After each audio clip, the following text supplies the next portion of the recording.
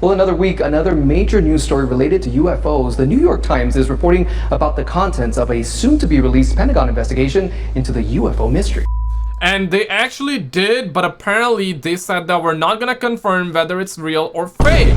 Let's keep on continuing this, guys. Hide your kids. The 2017 New York Times article, that was a big shift, because when the New York Times is reporting about it and saying that this is major news and this is real and there's video evidence that they can't ignore, it starts to change the conversation in a lot of people's eyes.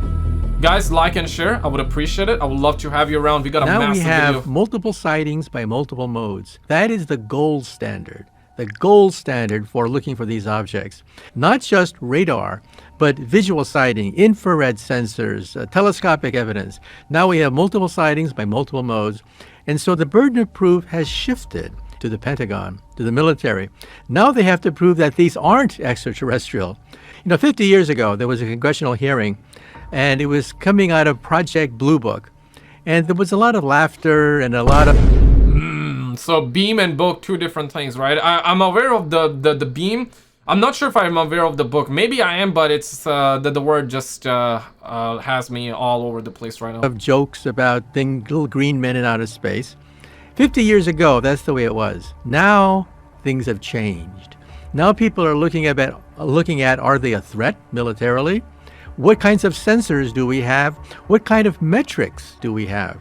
We now have frame by frame an analysis of these objects. These objects travel between Mach 5 and Mach 20. That's 20 times the speed of sound.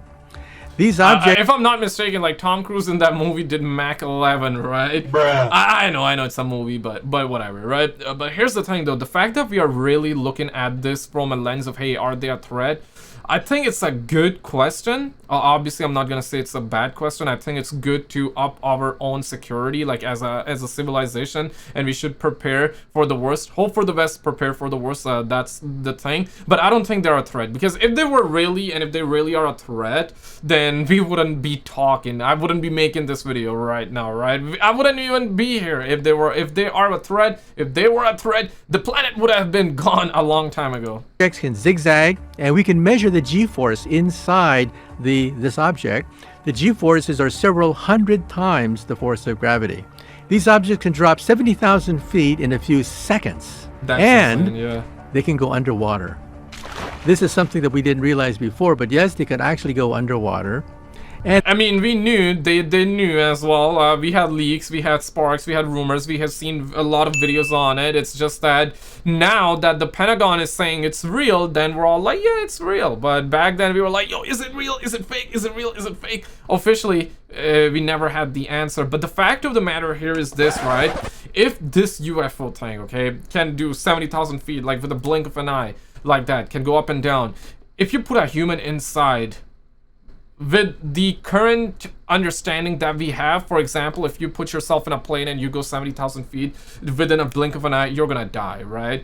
So if you use the same logic for a UFO, you're also gonna die. But what if there's like different? What I'm trying to say is that we gotta keep an open mind, because we surely don't understand. I think they know a lot about it, but they don't want to tell us what's happening, because recently there are also reports coming out that these UFOs seem small on the outside, but inside it's actually like a football field. Because when you go inside, it's that big. And when I heard this, obviously, this is the information that's being presented as facts. I'm telling you, don't take it as facts. But when I heard the story, I was reminded of that Harry Potter Goblet of Fire, especially in the beginning when they have like the small house, they go inside and it's like a giant mansion. Right? It kind of gave me that vibe, actually. And they also move without creating an exhaust or breaking the sound barrier. So these are things that we can now document frame by frame looking at these videotapes. Now, when I was first approached by Carolyn Corey, the producer of this film, A Tear in the Sky, I was skeptical. I said to myself, come on. I mean, 5 days? 5 days you're going to look for flying saucers in the sky? So I was pleasantly surprised when they actually found something. They actually have photographic evidence of objects that can gyrate just the way the Pentagon has said. Wow, Tic Tacs. Maybe Tic Tacs. Maybe. Caught on our cameras. Yep. That's incredible. The Pentagon has listed, I think, 5 different options One option, of course, is that they're weather balloons or something that's an artifact of our Space junk. space program. Maybe a piece of rocket that is plunging. And speaking of the weather balloons, right? Isn't it insane that it's been a year since we heard the news that the US shot the Chinese balloons? Oh shit! Do you remember that? I think a lot of people forgot about it, right? That happened in January of 2023.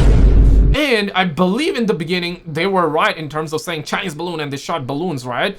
At least in the beginning, but then they said they shot down UFOs and we never got to see its wreckage. They did reveal the wreckage of a so-called weather balloon in the very beginning, but then we heard that there was a UFO in Canada that they shot down, in multiple UFOs in US, and they shot some of them down. That's what was reported. I'm not sure whether it's real or not, but let's assume that it's real what they said. They said they shot multiple of them, and we did not see its wreckage. Absolutely insane stuff. Back into the Earth's atmosphere. Anomalous weather events. They happen, and they have to be looked at very carefully. But the last option is other. One possibility for other is hypersonic drones. We see that in warfare now. The Russians, in the Battle of Ukraine, is actually using hypersonic drones to hit targets inside Ukraine. To be hypersonic, you have to go faster than Mach 5. Anything faster than 5 times the speed of sound is called hypersonic. And so the Russians are now fielding hypersonic drones in warfare. But you see, this is something just in the last few months.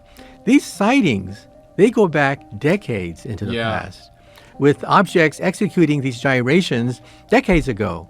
What do you guys believe in? Do you think that these are just foreign technology, drones, like he's saying? Because we gotta explore all the possibilities. Even though I'm a believer in the ALMOs, the aliens, and all that, I love this topic. I'm fascinated by it.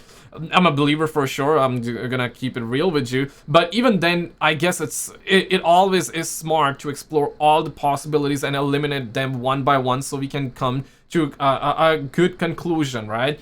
But I would like to believe that they're not drones. At least not all of them are drones. Some of them can be, but I would like to believe not all of them, because you like he said, we had sightings all the way back 1947, and you can go like thousands of years before as well. We had paintings, and we have paintings where we see objects glowing in the sky, flying in the sky, have a shape of the saucer. So I mean, come on now, man. Back then we surely did not have drones, right? And that's why you have to take them seriously. We're talking about objects that defy the known laws of aerodynamics with a technology beyond what we have today. Whose are these things? These objects create no sonic booms. When you exceed the sound barrier, you create a gigantic boom. These objects can effortlessly break the sound barrier and not create... Just a crazy and childish thought here. Even in Man of Steel, Superman, when he would go faster than the speed of sound, he would make the sonic boom. Even Superman, which was considered the ALMO, the alien, you know what I'm saying? Create a sonic boom. And they don't create any exhaust. We don't see any exhaust trail from these objects. So either they're an optical illusion of some sort, or they have a set of laws of physics beyond what we can muster. If an object were to move in front of your eyes, traveling at a very slow velocity, but you don't know how far they are away, you may think that object is very far away from you, traveling at enormous velocities. So a weather balloon drifting in front of your eyes can simulate an object traveling at hypersonic velocities if you think that weather balloon is far away from you. So how do you tell the difference? Well, you look at wind patterns. It turns out that many of these sightings, these objects defy the direction of the wind. If they are weather balloons that you confuse with a flying saucer, then they would be moving with the direction of the wind. But these objects do not do that. These objects can go against the direction of the wind. Not only that, but we have multiple sightings. If an object is close to you, but you think it's far away, then it's traveling at an enormous velocity, while it's actually just drifting in front of your eyes. How do you tell the difference? By having multiple sensors: radar, infrared sensors, visual sighting. Then you can tell how far this object is away from you, and then you can say that, nope, it's an optical illusion. And so that's why we're scratching our heads. Who has this capability? And the answer is, we don't know. But open your mind. It's the Martians. Lock yourselves in the basement. They are here. To the possibility that they are a 1,000 years more advanced than us. 1,000 years. We always hear this that they might be and they are 1,000 years ahead because of this technology. But what if like this technology that they have, sure, to us it's alien, to us it feels so technological advanced, it's absolutely insane that the things that they're able to do in the sky we just cannot, right? Obviously it feels that way, that they're very technologically advanced, and I'm not here to deny that if that's real. But what if like this technology is just so normal on their planet, and we have some of our technology that they have never seen?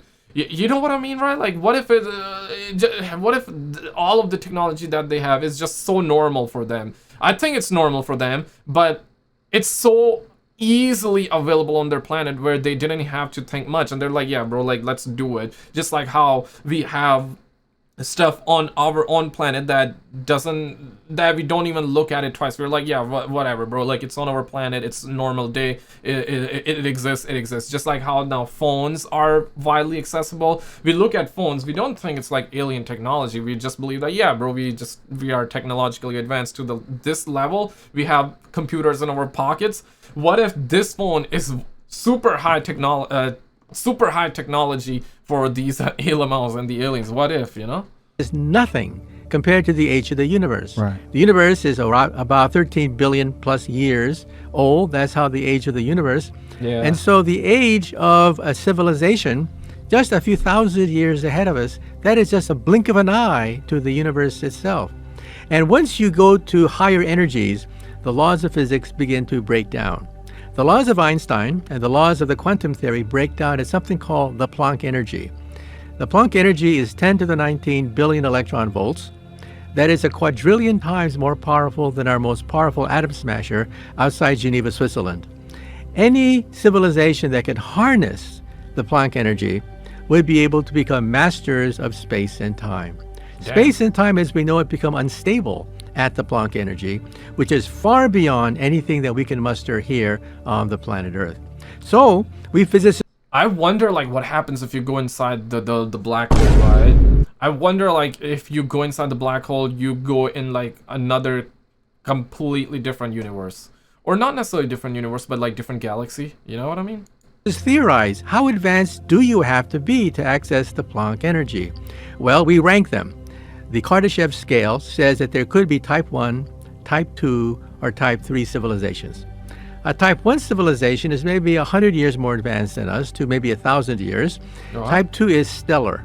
They harness the power of an entire star. Yeah. Then there's type 3. Type 3. Type 3 is galactic. They roam the galactic space lanes. They play with black holes.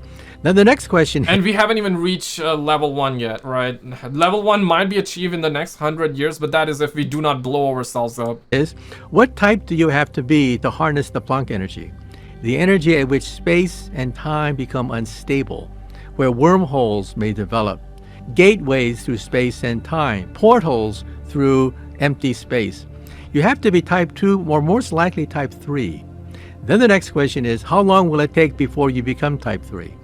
Well, we are maybe 100 years away from being type 1. Yeah. We're maybe a few thousand yeah. years from being from type 2. And I did not see this video before, but the reason I know about this, the reason I threw that 100 years number is because I've seen a lot of videos in the past about stuff like that. Like, I'm really fascinated by this topic, man. I love this topic, bro. I really, really love this topic. I'm truly fascinated by this. And we're maybe 100,000 years from being type 3. And 100,000 years is nothing on a galactic scale.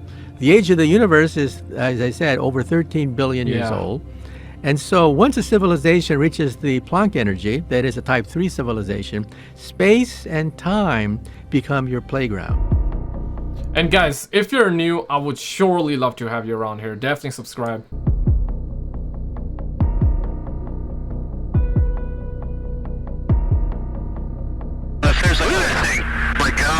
There's a whole fleet of them. Look on the ASA. We just had something go right over the top of us. I hate to say this, looked like a long cylindrical object. It almost looked like a cruise missile type of thing, moving really fast. It went right over the top of us. So this is what one of the American Airlines said. Aliens do exist. The aliens are not there. The aliens are here. They're among us. I get a lot of emails, and some of them say, Professor, you're wrong. You're totally wrong. The aliens are not there. The aliens are here. They're among us. And how do they know? These people claim that they've been kidnapped. They've been kidnapped by aliens, and they've been in the flying saucers. When you're walking down a forest and you meet a squirrel, do you go down to the squirrels and talk to it? Well, maybe initially, hey, hi, squirrel. But eventually you get bored because the squirrel has nothing to say to you. Yeah, bro, I heard this concept before. It's like we are like the squirrels, the ants to them aliens, and they look at us and they're like, yeah, just look at a bunch of these monkeys, you know, doing TikTok videos, and that's it. They look at us once, twice, but that's it. But now, bro, they have been watching us for centuries now, right? It feels like. If we gotta be better than squirrels. And aliens from outer space land on the Earth, what do we have to offer them? Shakespeare? Well, maybe they don't understand. We got TikTok to offer them, man. What do we have to offer them? Gold? Gold means nothing to them. In fact, gold is rather a useless metal for an advanced civilization. What do they want? To be honest, just based off of this thought, they should like lower the price of gold, so you know you and I can buy, and then they can up the price again. Bruh. Like the video if you agree. Yes, we're not going to be made out of the same DNA. They're not going to want to eat us or mate with us or do anything with our genome. Hopefully not. We're totally different from them. So I think for the most part, they'll leave us alone. They'll say, "Oh, nice squirrel," and leave us alone. You do believe that aliens do exist. That's a check, right? Yeah, that's a check. There's a group called the METI Project, which deliberately sends signals into outer space saying, here we are, here's what we like, this is what we can do, and visit us sometime. I think that's a bad idea because we don't know what their intentions are. Maybe they've been scanning us. Maybe they know pretty much what our technological development level is. Yeah. They know a lot about us, our language, our culture. They're pretty advanced. But for the most part, we constantly hear this, that they are going to be able to telepathically communicate with us, right? Okay, sure. If that's really true, then understandable. But what if they cannot? Then it's going to be like, we're never gonna be able to communicate with them in a way. Think about this way, right? Like, yeah, sure, dogs understand you, but can you communicate with them?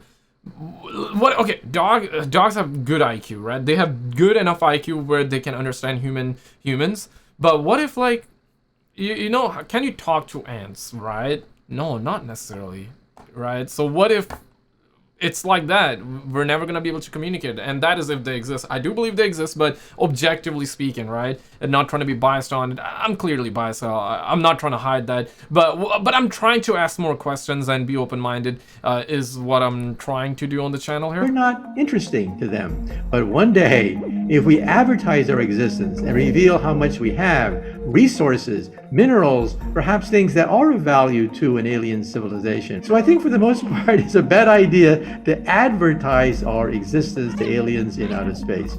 In other words, maybe we're off the radar. Let's keep it that way for a while. I think aliens probably have more important things to worry about, because if you are a person walking in a forest, there are lots of forest animals out there. Some forest animals are probably more interesting than squirrels. And so I think there's a lot more interesting things for them to be preoccupied with. And so I think for the most part, we should lie low. You know, we've analyzed 4,000 planets so far, 4,000. Of which roughly 20% seem to be Earth-like.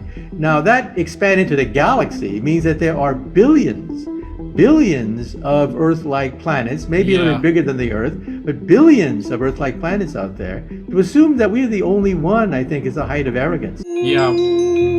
Okay, I like this. I love this point a lot. Not just because I agree with it, but because it's logical as well. And I'm glad that he pointed this out, because this is something that I really, really believe in. It's like, dog, we got billions of planets, bro. We got billions of galaxies, and every galaxy has billions of planets. And we have not just billions of planets, but we have billions of Earth-like planets. You know what I mean, right? Like, you understand what that means, right? It's there at least one of them. You know, at least one of them gotta have life out there. That's equivalent in terms of IQ in comparison to humans, like, or better, or a little bit less, I guess. There's gotta be at least one that has intelligent life like us.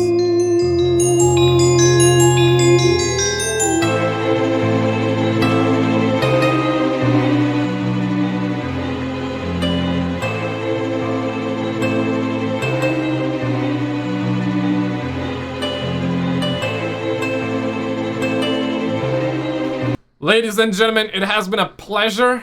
Make sure you guys check this video out because this recently happened as well. If you love this, you're gonna love this video as well, and I would love to have you there.